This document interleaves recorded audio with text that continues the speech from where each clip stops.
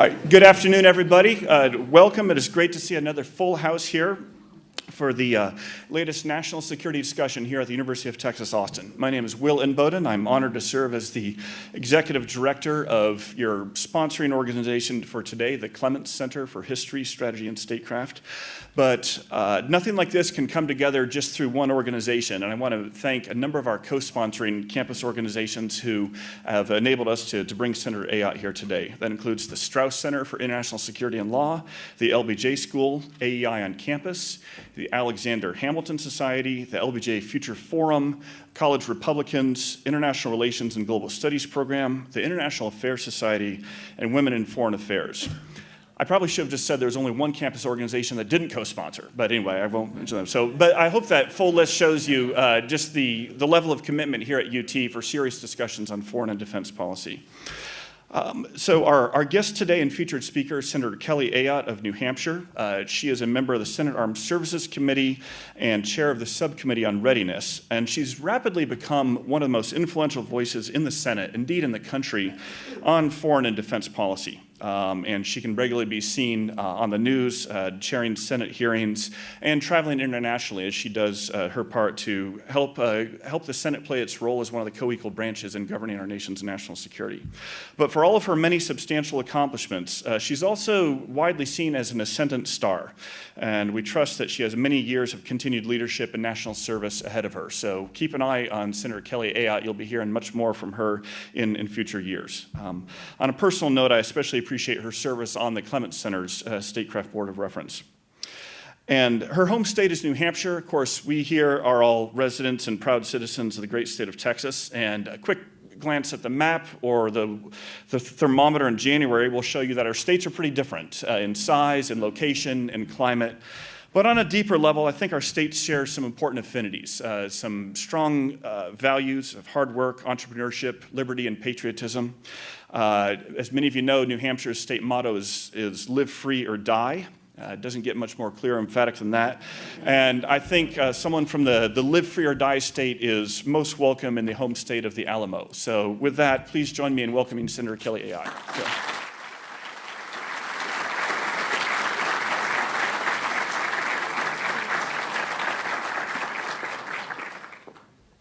Well, thank you so much. I'm really honored very much to be here today, Professor Inboden, and what a great campus you have here and a phenomenal program you have here at UT Austin. I would very much like to thank Chancellor Bill McRaven, Admiral McRaven, for his incredible leadership to our country.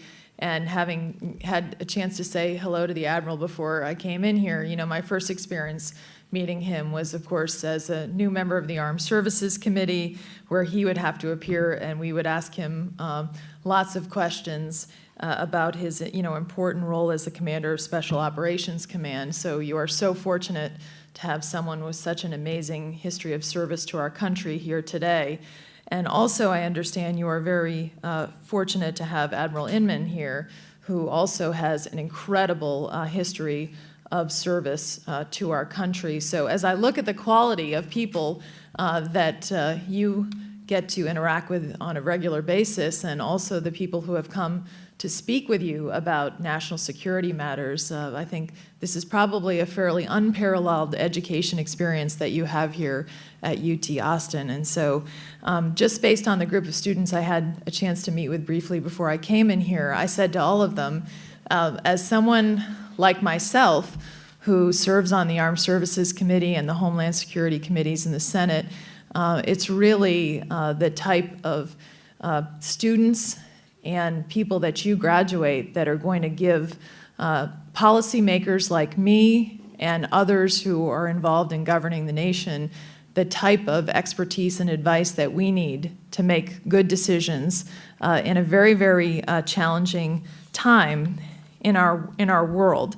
And if you look, as I understand, you heard recently from Director of National Intelligence James Clapper, and he recently came before the Armed Services Committee, and what he had to say, in my view, was very telling in terms of the challenges we face around the world right now.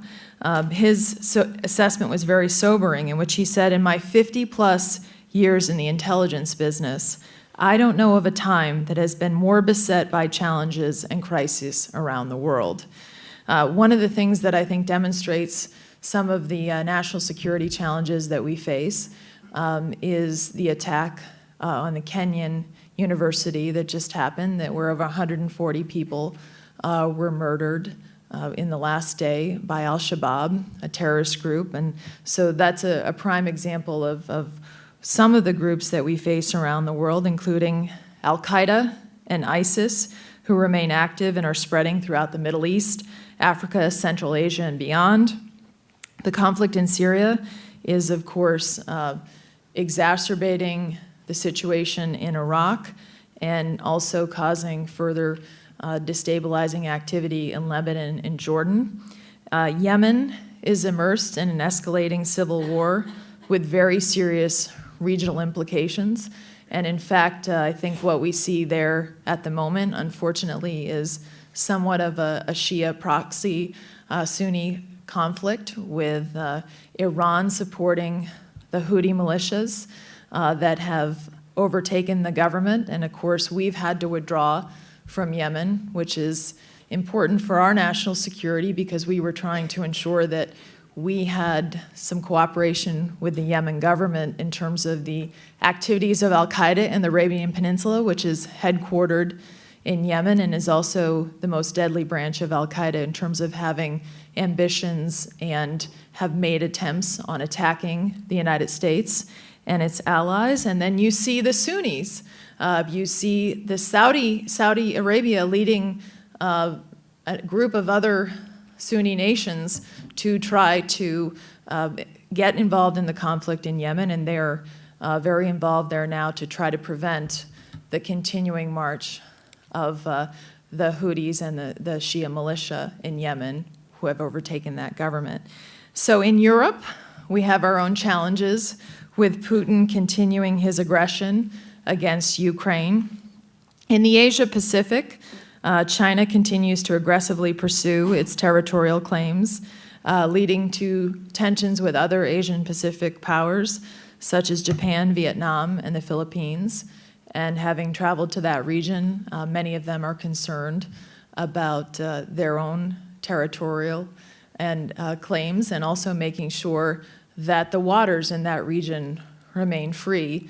And that is very important to our economy as well when we think about the trade that we need to engage with the Asia-Pacific nations. And we can't have China dominating that area and making decisions on who can go where.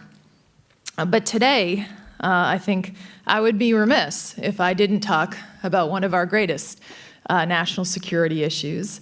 And you can imagine I had some comments planned, and things have changed fairly quickly today, because one of the foremost threats that the United States of America and our allies face is the activities of Iran and Iran's drive to acquire nuclear weapons capability.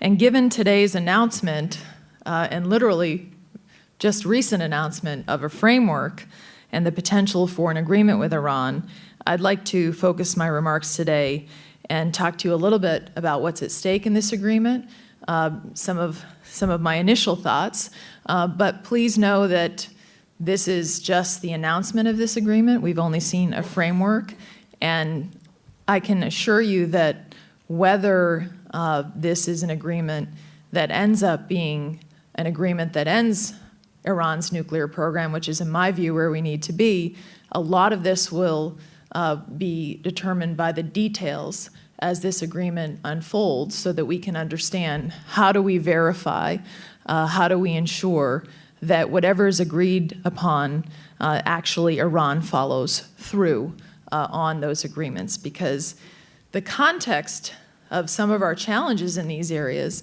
is if we look at, for example, North Korea's acquisition of nuclear weapons, that came after long periods of negotiations where North Korea had itself said that it would comply with the Non-Proliferation Treaty and then withdrew for it. So that's a history we do not want to repeat with Iran's program, and we cannot afford to repeat.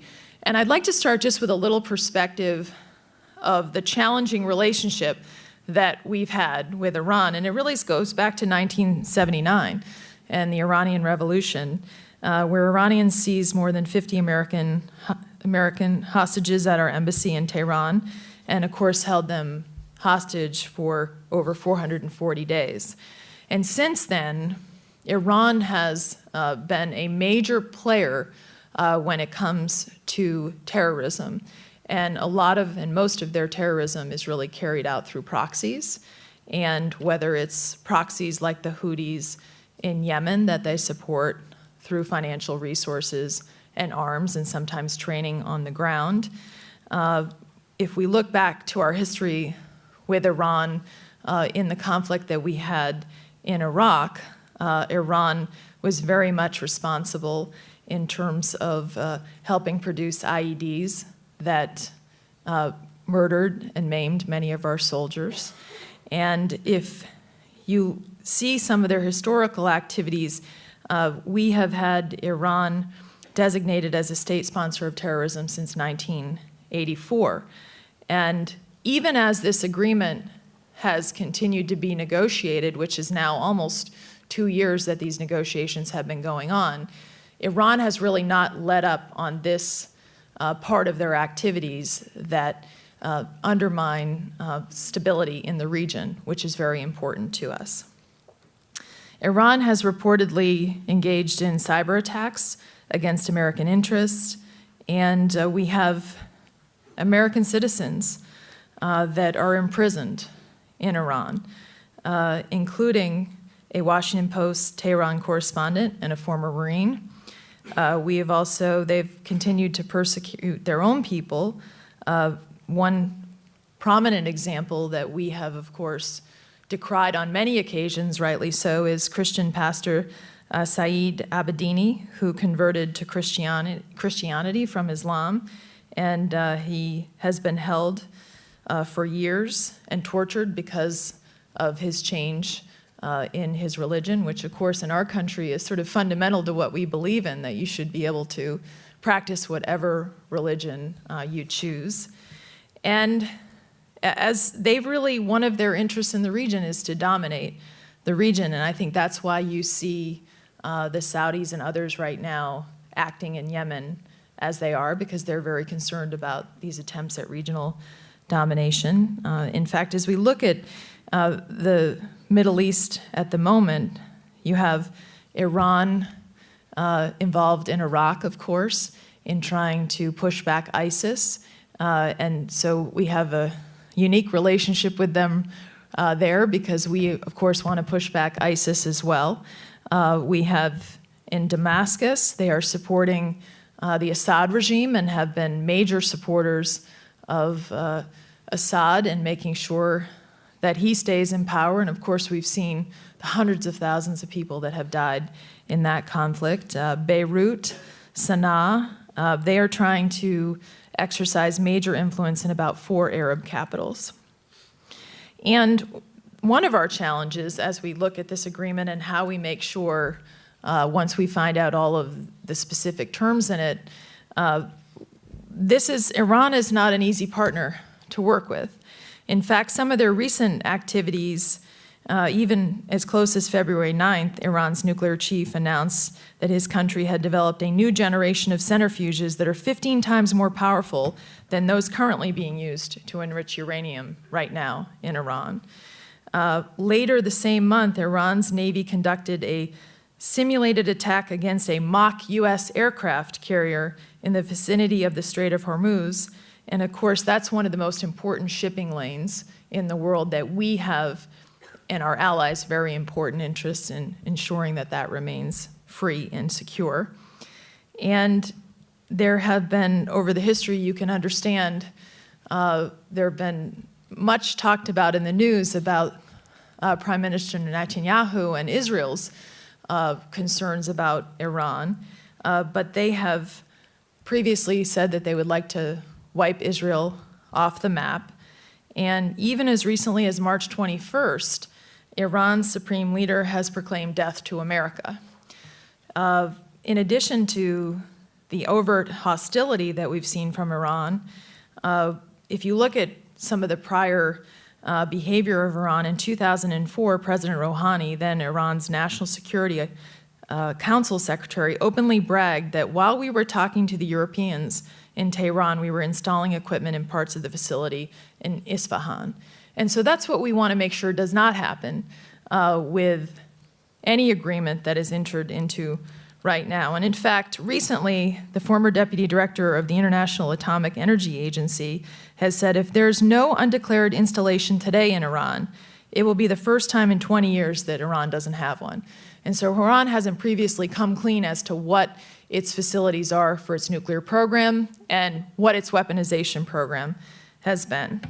And so this is the challenge as we walk into these negotiations that we've been in. And so you can understand that verification is incredibly important in all of this, and that the Congress and the United States Senate and our important role here, it's why we want to make sure that we perform our function too, a function that we have historically when there have been major agreements that impact our foreign policy, that we have a say in those agreements. And I think that's going to be the biggest issue that you see coming forward in the United States Senate right now in reaction to this agreement, and it's really bipartisan in terms of that reaction.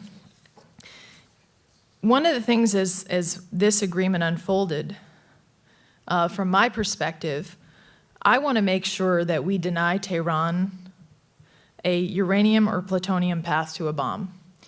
I want to make sure that we dismantle Iran's illegal nuclear infrastructure and require Iran to comply with UN Security Council resolutions that have been in place. And a couple of issues that have not been in the table in this agreement that are very important issues going forward that I think the Congress is going to want to know more about is what is Iran going to do to stop its activities that are destabilizing the region in terms of terrorism.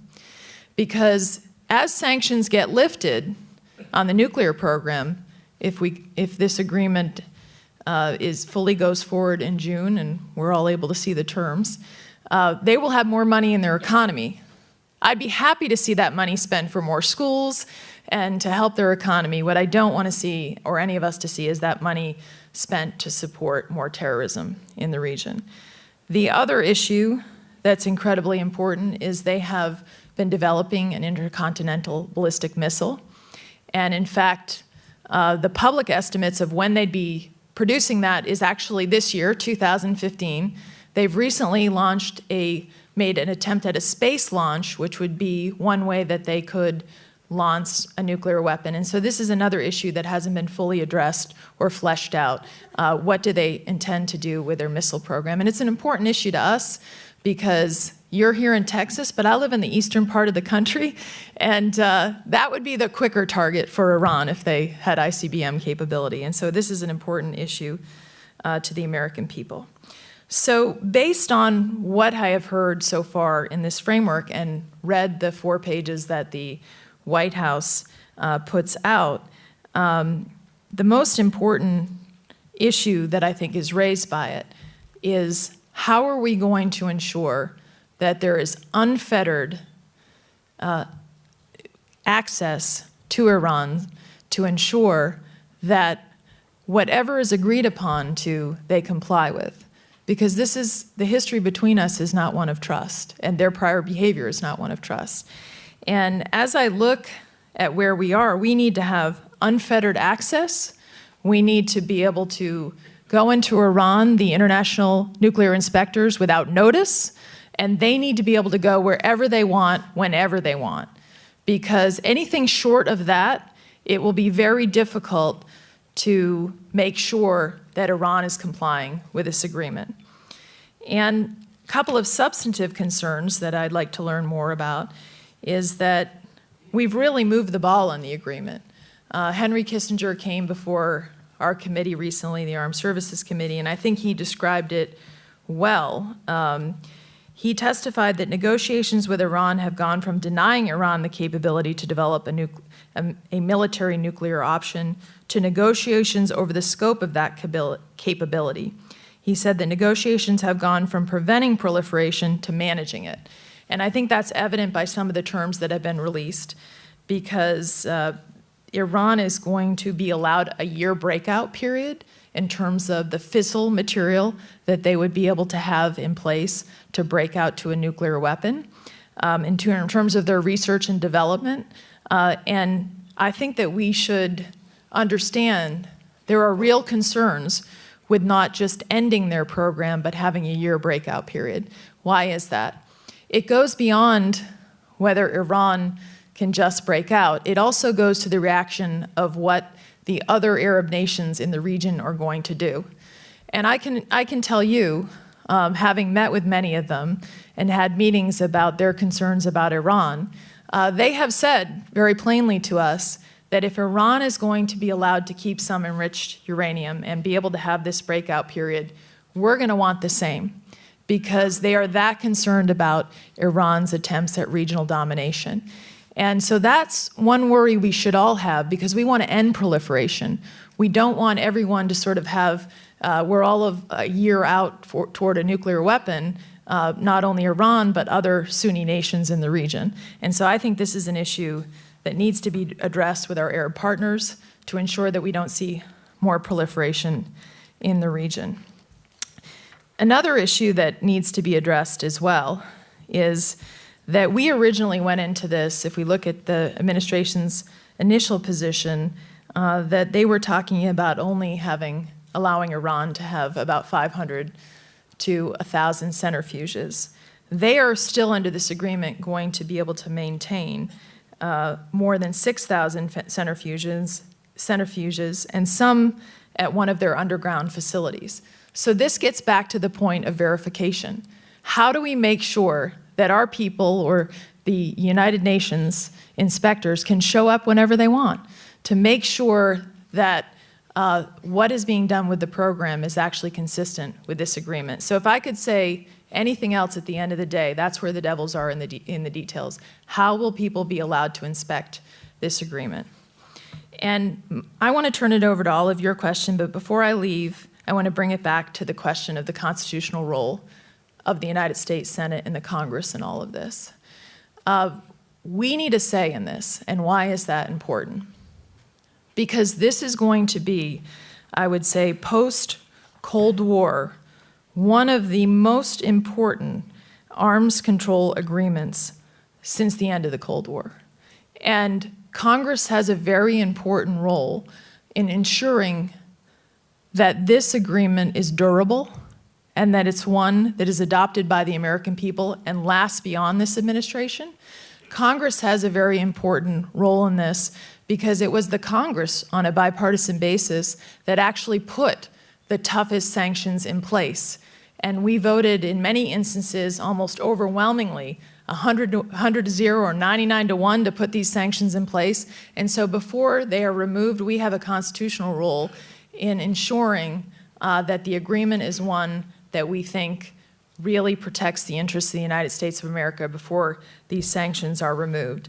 And so in the coming weeks, I think what you will see in the United States Senate, there is a bill that I was an early co-sponsor of, and it is being led by Senator Corker from Tennessee. It was originally introduced Senator Corker, who's the chairman of the Foreign Relations Committee, and the ranking member, Senator Menendez, who's now stepped down but is still in the Senate. It has strong bipartisan support. We're very close on this bill to having a veto-proof majority.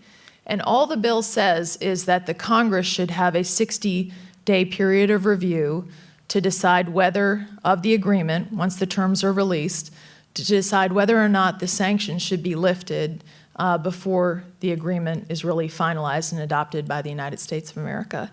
And so, to me, we have a constitutional role. I respect the President's constitutional role, but I hope that we will be given a broader opportunity to review this agreement. And it can't be that the administration will go to the UN but won't come to the United States Congress. That cannot be their position, and I hope that would not be their position going forward.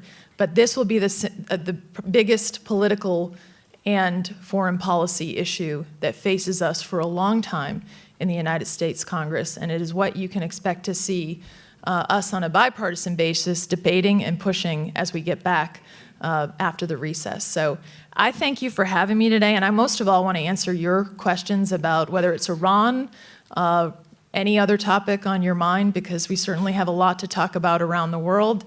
And again, I'm honored to be here with Admiral McRaven, Admiral Inman, and all of you. I'm so impressed with what you're doing here at UT and looking forward to answering your questions. Thank you.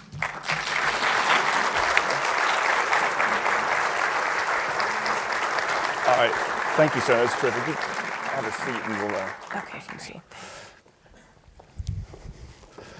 We'll give Senator Ayotte a little break from standing on her feet for the Q&A time, and we'll do it sitting down here. I'll start with a couple of questions for the senator, but then we'll turn it over to everyone here since she does want to hear from you. So, Senator, following up on your closing comments there about the congressional role in Iran policy, particularly looking at this deal, can you understand there's 100 different voices and minds in the Senate? Can you predict for us a little bit what you think things will play out like in the next 2 or 3 months in the Senate, especially the question of what role Democrats will be playing in scrutinizing this, and how much bipartisan support is there?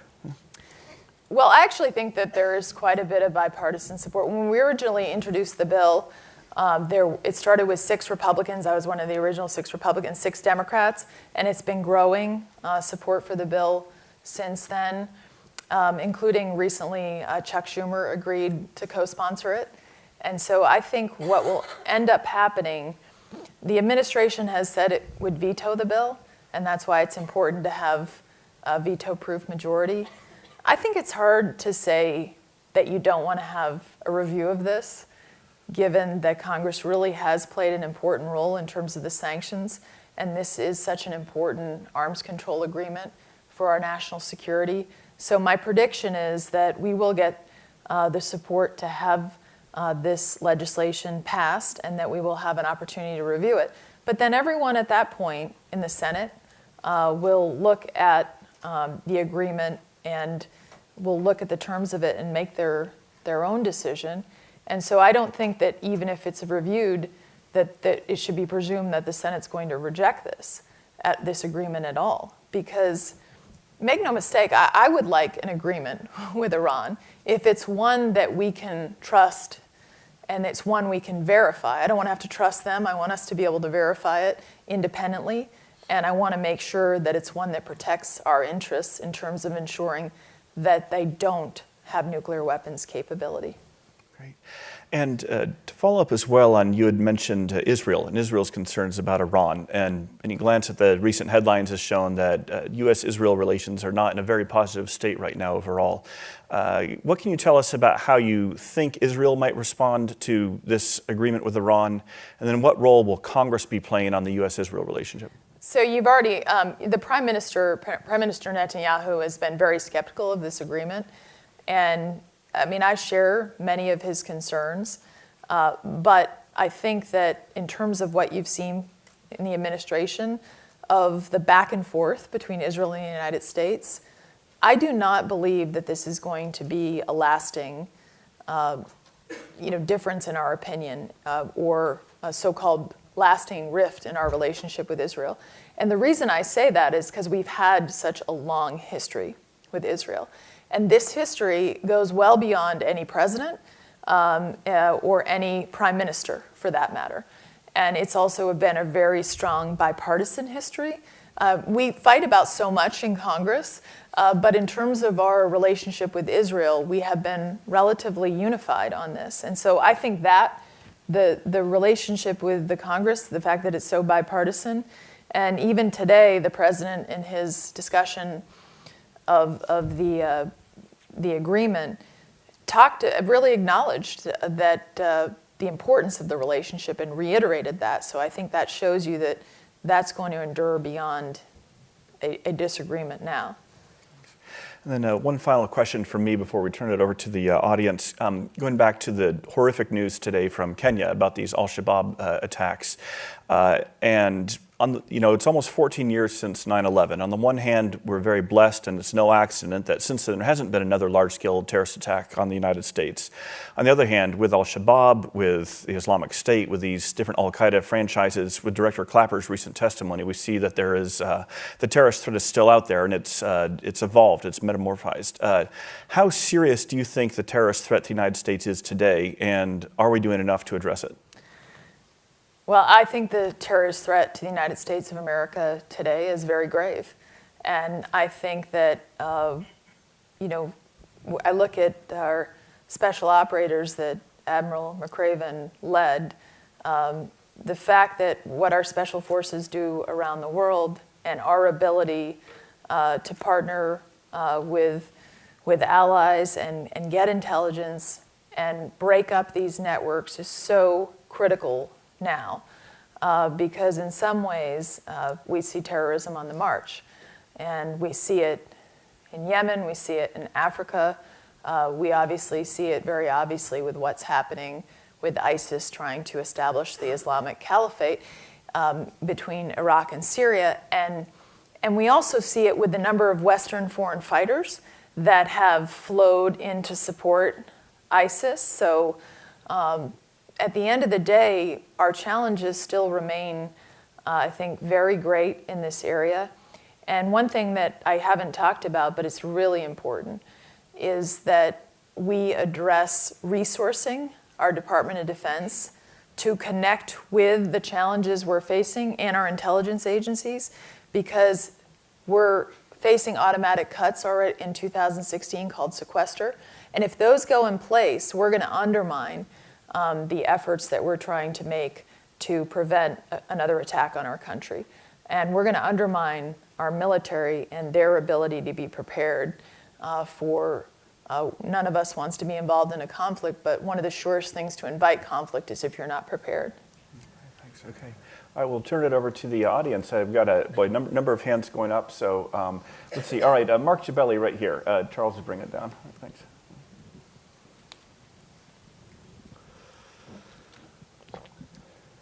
Thank you for being here, Senator. My name is Mark Gibelli, and I'm a senior here at UT, as well as a midshipman in the Naval ROTC unit.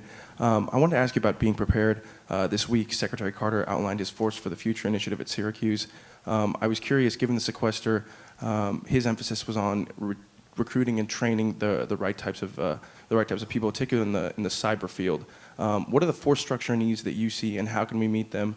And how does that all play in with the sequester? Thank you, and thank you for your service to our country. And this plays, let me just start with it, it plays into sequester in the sense that we want the best and the brightest to come and serve our nation, and especially as we look at the technology challenges we face. If you look at Cyber Command and being on the cutting edge of making sure that we can be prepared for cyber attacks against the country and also be prepared if we need to have offensive capabilities there. We're going to need the best and the brightest to do that. And we're competing against the Googles, and we're competing against all the tech companies where the best and the brightest can go and make a lot more money than serving in our military or intelligence agencies. But the reason I think that they would be willing and wanting to do it is because they want to serve our country, they want to make a difference, and in our military and our intelligence agencies, they can make the biggest difference for our country, and I feel people are inspired by that. But sequester creates this place where we're failing to keep faith with people, where we're creating uncertainty that if I'm going to give up what a career I could make it lucrative in the private sector to go and serve our nation, I want to make sure that I'm going to get the training that I need. I'm going to make sure that there's a career path for me that gives me an opportunity to develop myself fully professionally. And when we cut the resources, that's what we are in a position where we'll cut training, where we'll cut research and development on new technologies, and that's where people would be attracted to have an opportunity to work on these new technologies that obviously are scientists and mathematicians and engineers. And so all of that makes it less attractive. And then when it comes to retaining our force and recruiting our force, If we keep talking about downsizing and we keep putting ourselves in a position where the strain we put on our men and women in uniform, because right now I'm concerned that we're going to downsize, for example, the end strength of our Army in a place where if we are involved in a conflict, we're going to send our men and women in uniform too often to war and not give them the time that they need, what's called dwell, to rest and to rejuvenate. And that takes a lot out of people and families. And so it's hard to tell someone, come serve us, if we're not going to adequately give you the support and resources that they need. And so ultimately, we can come up with any weapon system in the world, but guess what the most valuable thing we have? It's people. People are what makes us and makes our military the best in the world. And if you strain your people and you don't tell them that you're committed resource-wise, that's how you undermine our ability to defend the nation and to attract the best people to come and serve. All right. Yes, right here on the end.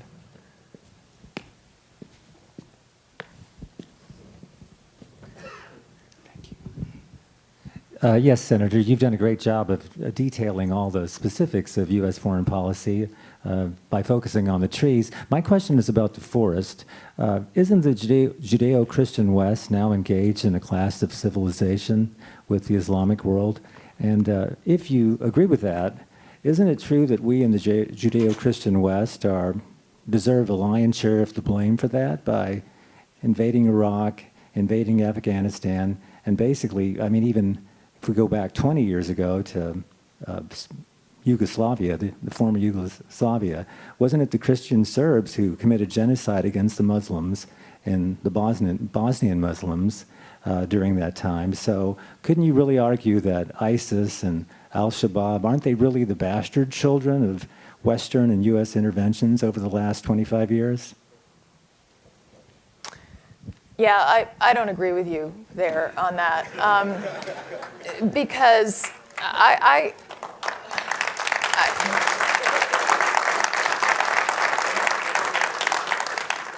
we're not a perfect nation, but we have done more to provide freedom and opportunity for people around the world than any other country. What other country would go into a country and free people and allow them to thrive and want nothing back in return from it? It seemed, and have our people, obviously sacrifice so much in doing so. So I do believe in the fundamental goodness of America. Not that we don't make mistakes and we don't have challenges. When I look at groups like ISIS, I look at groups like Al-Qaeda, I don't necessarily view it as ultimately a religious war. But I do believe that they are using religion and looking at Islam in a radical way that I don't think is consistent with what peace-loving Muslims would support for their religion. And they're warping that, and they're using that religion to motivate people to commit gravely evil acts. And unfortunately, I don't think that you can say our behavior created this level of evil in any way. But I do know one thing, that we need to band together, Christians and Muslims, to stand up to this evil, because more Muslims have died under the hands of groups like, you can't forget this. I mean, more Muslims have died under the hands of groups like ISIS and Al-Qaeda and Al-Shabaab and all of these groups than Christians even. And so I think that we have interests aligned and that we need to partner and defeat this evil and allow people to live peacefully in freedom. So I think that we have an indispensable role in doing that. And we should really be working with people and leading coalitions to defeat these groups. Yes, right here, Charles.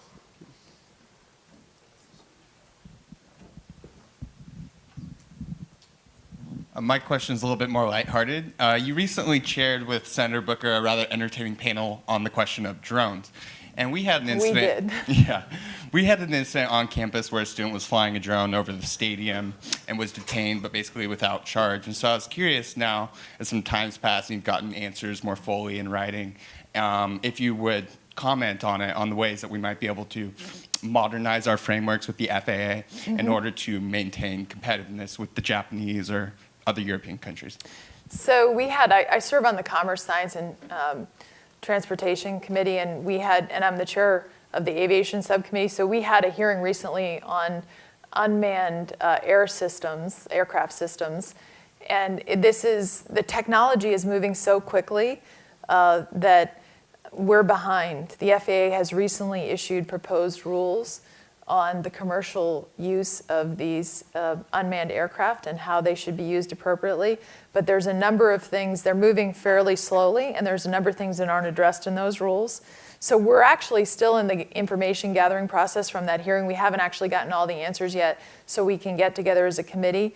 But I think there's a lot of bipartisanship in ensuring that we come up with a framework that protects the safety of obviously our air in terms of making sure there's safety for the use of drones and other unmanned aircraft systems so they don't collide with commercial aircraft, all that. That's a basic. And then we also have to address the privacy issue and how people use drones. And so we don't have all the answers yet. That was the first hearing, and I think we're going to work. This is a great, you wonder about bipartisanship in Washington. This is one we're going to all work together on and just try to come up with a good framework and move as quickly as possible. And we're going to definitely put a fire underneath the agency because they're moving way too slowly on this. In Europe, they're just way ahead of us on allowing this new technology to be used properly.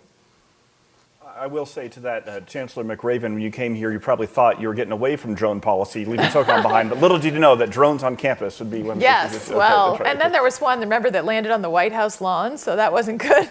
That's right, so, okay, all right. Let's see, the gentleman in the blue here, it's Larry O'Brien. Steele, if you can get it over to Larry. So.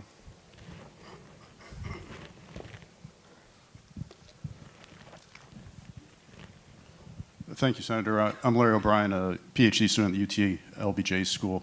My question's back on on Iran. And you mentioned a fundamental point in your comments, which is it seems as if we've gone to a path of trying to manage Iran's pathway to nuclear weapons capability.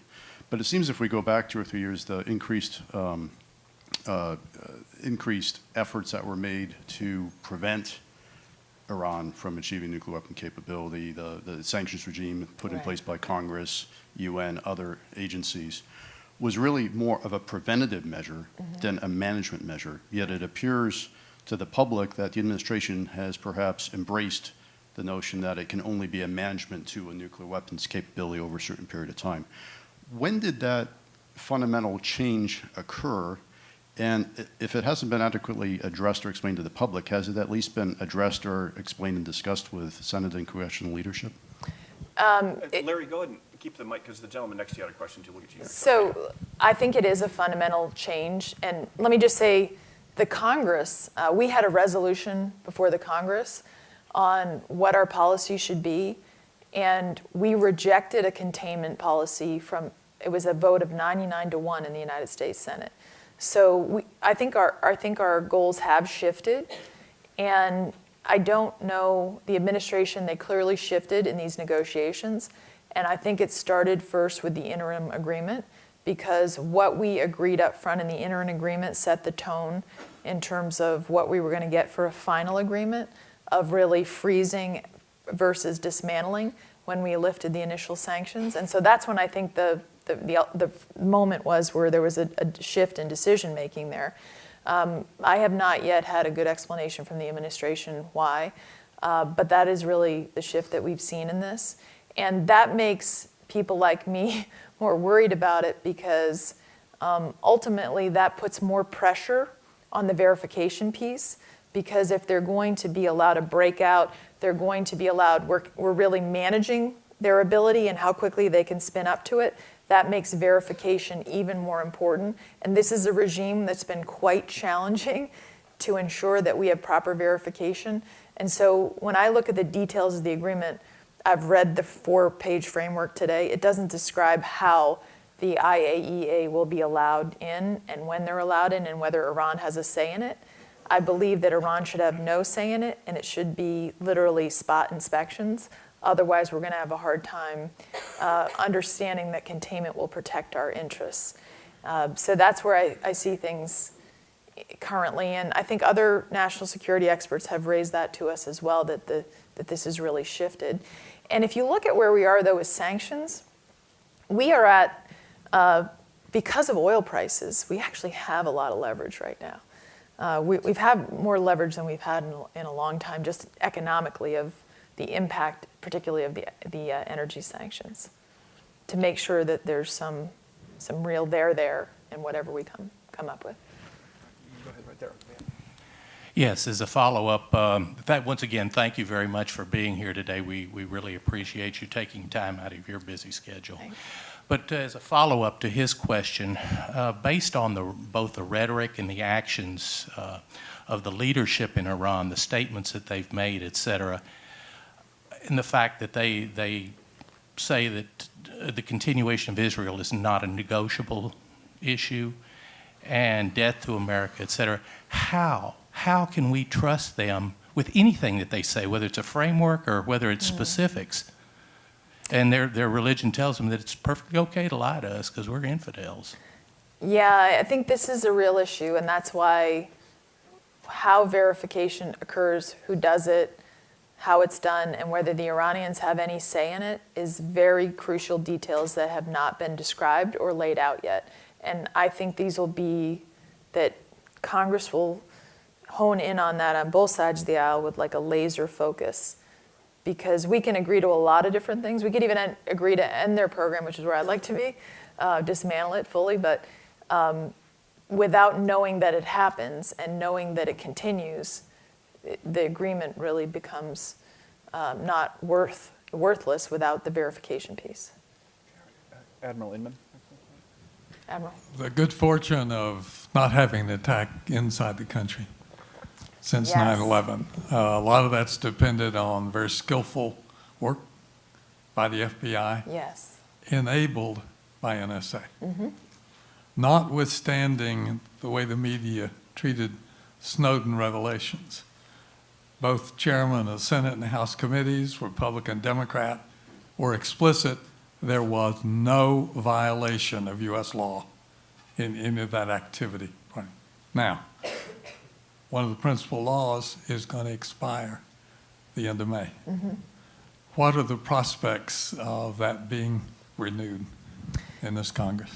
So, Admiral, I think first of all, you know, I think we have to understand the damage. You understand well the damage that Snowden did, and he is a traitor, and the damage he did is very significant to not only our security interests, but people who work with us, most importantly, and so that they can work in safety with us.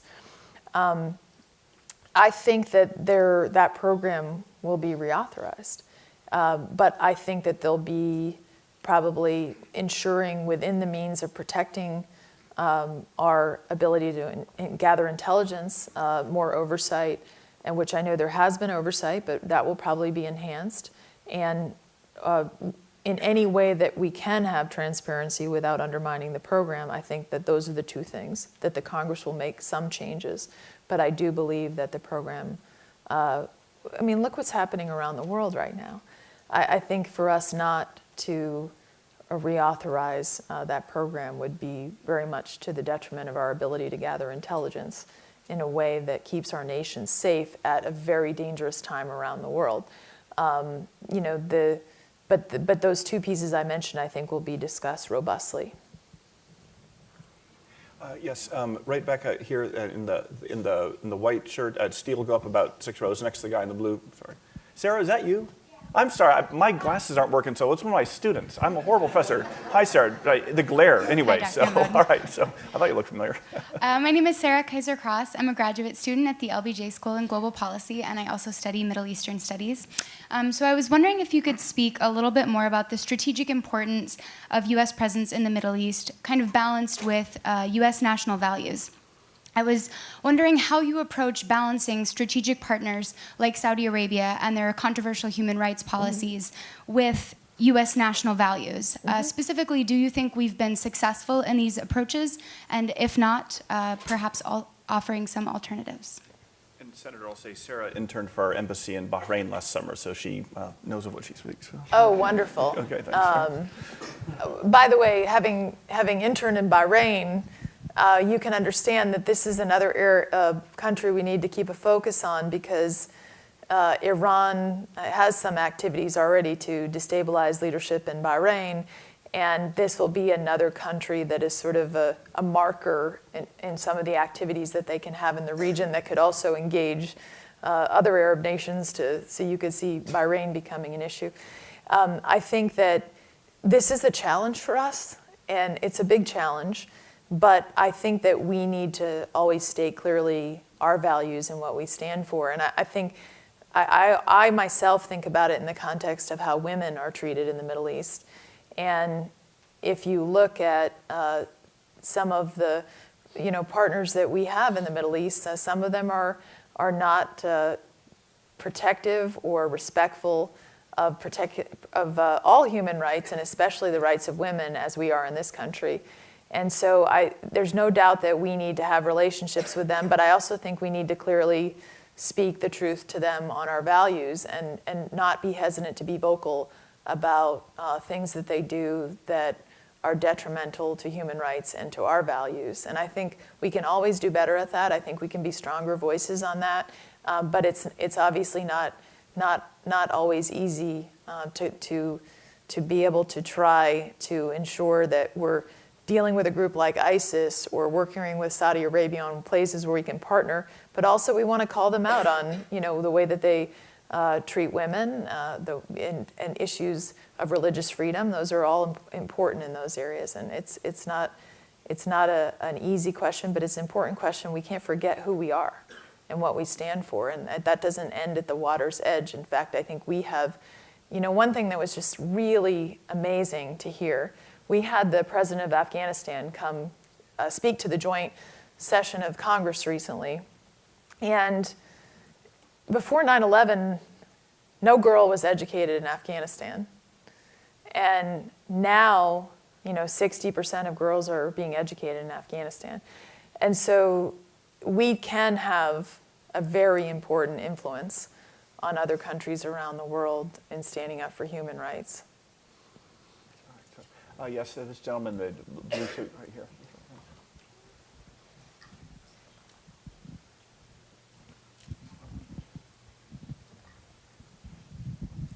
Thank you very much for being with us, Senator. My name is Dan Przybylski, former lecturer here at the university, corporate executive in the past. My concern is that the strength of our nation has been based on the rule of law, extended from the Constitution. And our form of government was supposedly founded on a balance of power.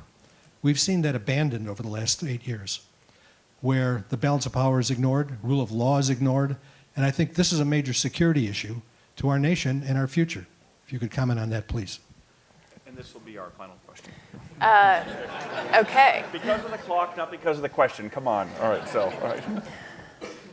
So that's where I firmly believe we have obviously a government that is based on checks and balances, and that is very important that those checks and balances operate. We may not always like the results of those checks and balances, but that's how our system was set up. And I wouldn't want to live anywhere else or under any other system. And so, I have to say that there have been times when I've been very disappointed in this president in terms of things that he has tried to do unilaterally that really Congress does have a role. And I hope that his veto message, for example, on this legislation that would allow Congress to say in this important arms control agreement that has grave national security interests for our nation.